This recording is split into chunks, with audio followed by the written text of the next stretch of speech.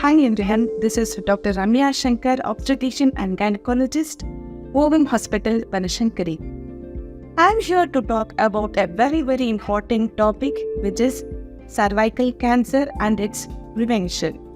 First of all, let's know what is cervix. Cervix is the mount of the uterus. It is a tubular structure. The upper end of it is in continuity with the uterus and the lower end opens into the vagina.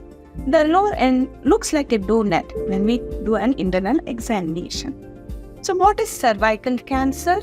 The normal cells which are there in the cervix, when they turn into cancerous cells, we then call it as cervical cancer. But then note that it is not an instant change from a normal looking cell to a cancerous cell.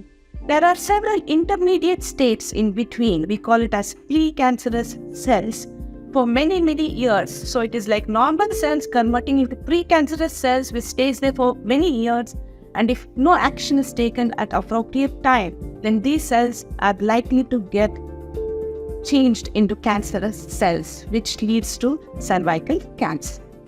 So why are we addressing this disease today? Unfortunately, our country, India, contributes quite a lot to this burden of this disease throughout the world. About 1/4 of the women who are diagnosed with cervical cancer is an Indian. Really a very huge contribution, unfortunately. So we need to back up and think what can be done to decrease the incidence and prevalence of this disease in our country. So what causes this cervical cancer? Comes the next question. It is the infection with a virus called as human papilloma virus. How do you acquire this infection? It is through a sexual activity. So it is a sexually transmittable infection. So all women in their reproductive life are said to get this viral infection with human papilloma virus once or several times in their lifetime, but not everyone develops cervical cancer. Though cervical cancer is the necessary cause for developing this cervical cancer, it is not a sufficient cause where we need to see that there are several cofactors which contribute.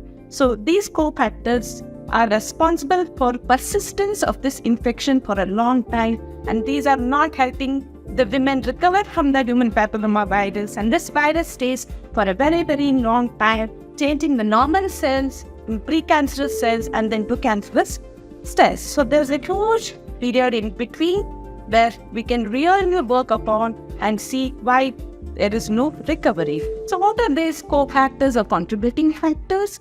Are the repeated multiple sexual partners, very early age of marriage, where they are into sexual activity in their teens or early 20s, and also there is poor hygiene, they are immunocompromised, malnutrition is one other factor which contributes, and other sexually transmissible diseases when they are present, again it increases the possibility of infection with this virus and progression of the diseases. So there are several other co-factors which are contributing and which are facilitating the persistence of this human papilloma virus infection and in turn contributing to the progression of the disease. So what can we really do to prevent this progression?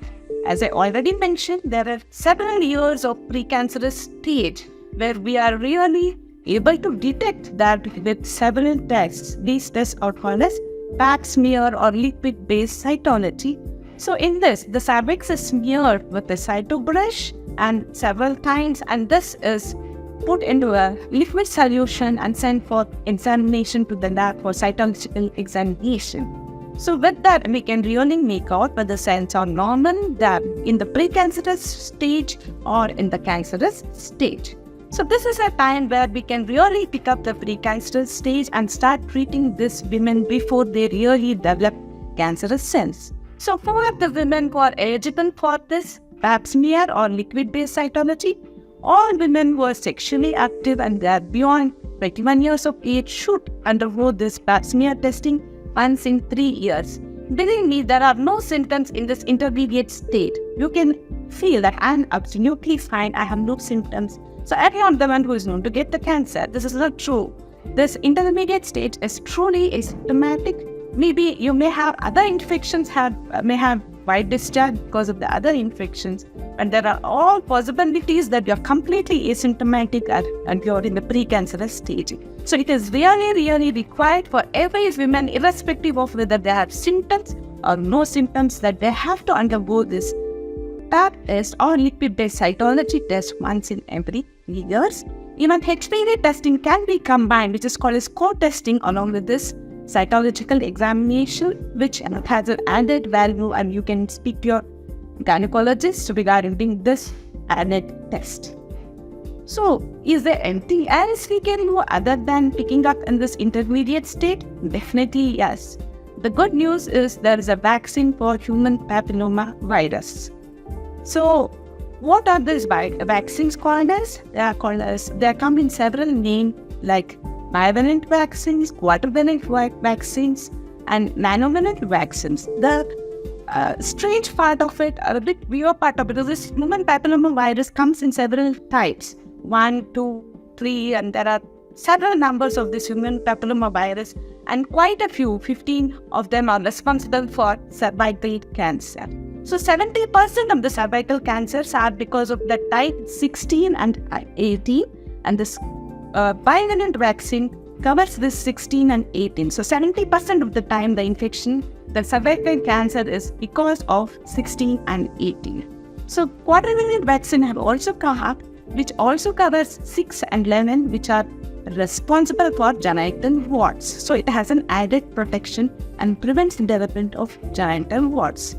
The good news is we have an indigenous vaccine from India. The Serum Institute of India has come up with a quadrivalent vaccine called as Cervivac, which is more cost effective and can be given to our women. So who are the ideal candidates to receive this vaccine? So this vaccine has to be given to adolescents, young girls, and also women in the early part of their life. That is from the age of 9 to 26 years. So the dose of this vaccine depends on the age. If they were to be less than 15 years at the time of first dose, they would require 2 doses. If they were more than 15 years, they would require 3 doses. So not that women who are beyond 26 should not receive the vaccine. They are also eligible for the vaccine. But only thing is, maximum benefit of the vaccine is in this age group, because they are yet to start their sexual activity and they are still not exposed to this human papilloma virus. And this is the right time to take the vaccine, so they are protected against the infection. And the range of protection is quite huge. And now the recent progress is also a nanovalent vaccine, which covers 7 strains of human papilloma virus, which are causing the cervical cancer, and 2 strains for genital warts, which is the extended version and have extended protection for cervical cancer. So you should know that all women between 9 to almost 45 years should be offered this vaccination, and also the sexually active women beyond 24 years to 26 years should be undergoing the vaccine once in 3 years. So definitely we have a lot of options where we can detect it early in the precancerous stage. Now even better is to take the vaccine and protect our adolescents right from early stages, and so that they don't get the cell changes in the precancerous stage level. Also, that this is a really very good news that vaccination has come. The only problem in our country is the awareness. Many women are not aware of these tests and not even aware of the vaccine, and early time they present to us is with the symptoms when they have their malignancy sitting there. They come with profuse bleeding, intermenstrual bleeding is bleeding in between periods, bleeding after the sexual activity, and foul smelling discharge. And these are all the presentations they come with, and it's too late for preventing aspects, and we only have the option of treating the cancer, and suppose it is already in the late stage, they would land up counting their days. So it is high time that we Indian women wake up and educate each other about this condition and how it can be prevented. So let us all join our hands together, take a huge leap towards eradication of this disease, because truly this can be eradicated by two methods, that is the vaccination and also the screening. Remember, you do not have to say I'm vaccinated so I don't need the screening. So there are certain other strains also which are not included in the vaccine, which rarely may cause this cancer. So even though the young girls are vaccinated, later in the reproductive part of life, when they turn 26, it is a must that they also undergo the screening test once in every 3 years. So let's hope that each of us will educate each other around us and get our women for pap smear testing and get all the adolescents for vaccination and all the eligible women for vaccination, and bring a huge difference to the burden of this disease. Thank you.